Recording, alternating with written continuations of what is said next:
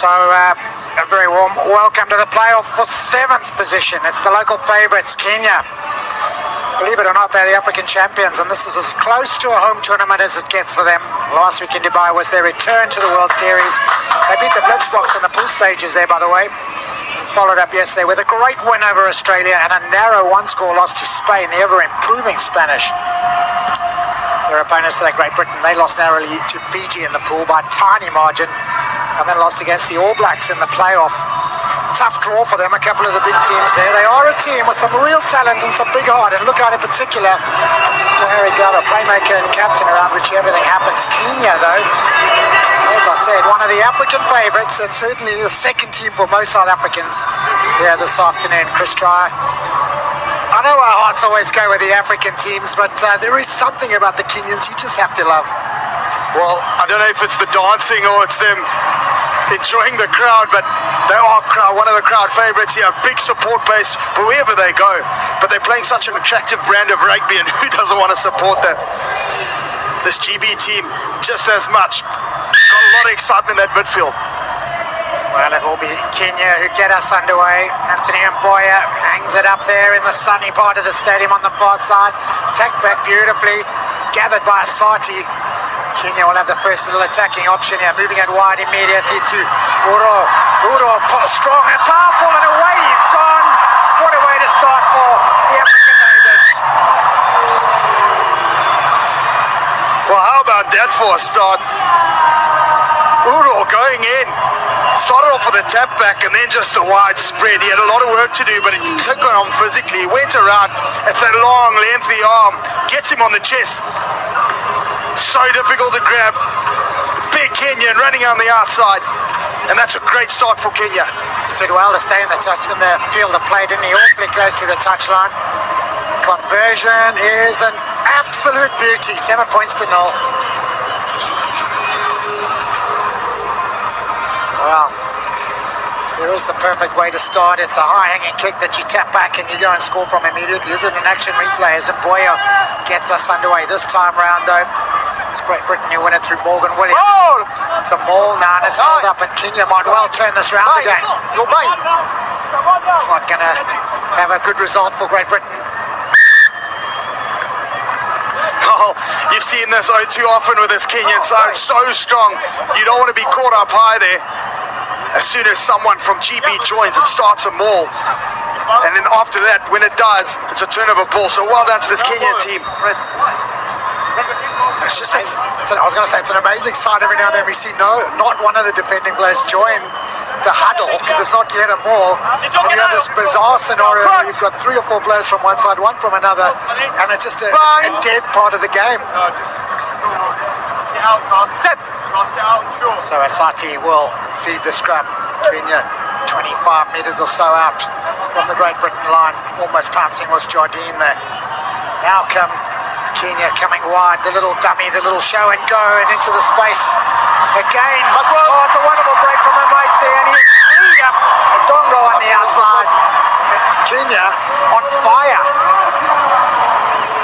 Well, it didn't look planned, but that was something special, some magician-like. And Amaitse takes him on the outside, he does the whole show and go, and pops it up and throws it audible.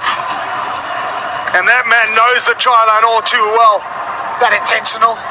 Watch this offload. Sensational. Well, on the play tonight, 100% intentional when that reel goes live. He's going to claim it, isn't he? Conversion this time. The attempt is a good one, but it's just drifting off to the right. 12 points to 0. What a start. Boya. Oh, it's an even higher kickoff. Great chase, knocked forward by Great Britain. Kenya will have another go at it through Odongo. Advantage is over. Now they come wide. This near side proving very fruitful into the hands of Uro again. Ball in 2 hands. Under the arm just to create a little bit more strength. Cleared by Amaitse. Shifted again by Asati into the midfield. Oh, what a wonderful late switch again. Kenya running really good lines, proving real handfuls. Boya switches with Uro, the gas man, the try scorer. Boya sends it back again, shifted by Wakiza. first touch for him in this frenetic first start. That might be forward. No, it's not. It's pace on the outside. Odonga again. Oh, wow. What a start this is.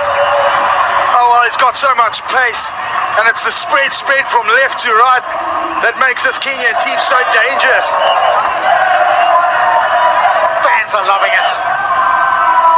Look, slightly forward. The ref said play on. But that inside out, we saw it last week, and it's repetitive of again this week. That inside out, so dangerous. Morgan Williams, the Great Britain defender, just couldn't get a hand on him. Aside from a gentle little touch, no tackle.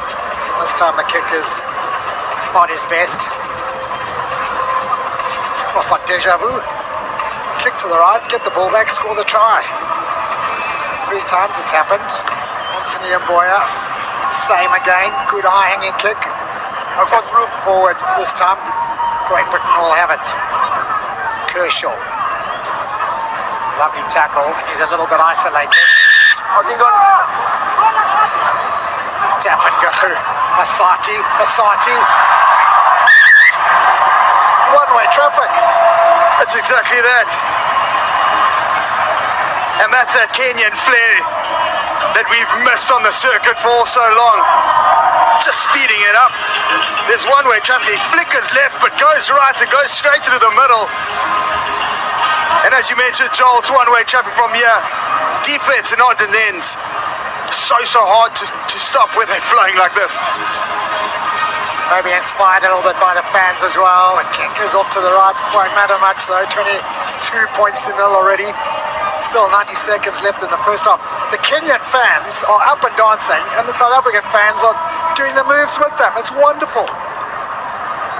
Oh, carbon replay again as Mboya hangs it up. Great Britain have it this time. Morgan Williams. A bit of go for it finally for GB. To the midfield. First couple of passes they've strung together. The error comes again. Lugging it back is Callum Carson. Fast feet finds a bit of space up the middle. Oh, beautiful little one-handed backflip to Carson, who is supporting well after offloading. Oh, lovely little flip, and here might come the response. Good chase, good. Oh, it's wonderful pace. Suni Jardine.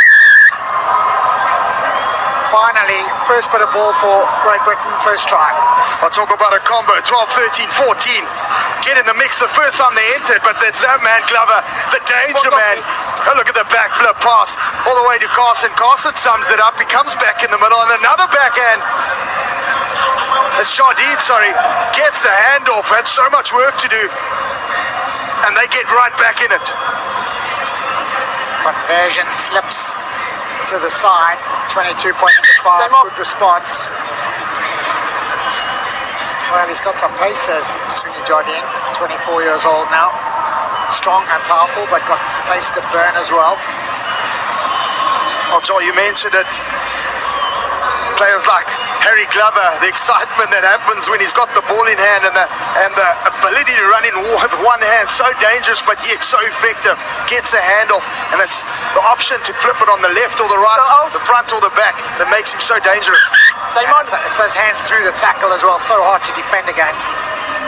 So Great Britain will kick off. Matt Davidson. Good kick off, contestable, slap back. Great Britain will have another shot at it here. Nice pace, good run. Beautiful slick running, popped out to Davidson, sends it wide to Williams. Davidson clears. GB come again. Is that knocked forward by Glover? It is. Release the gun!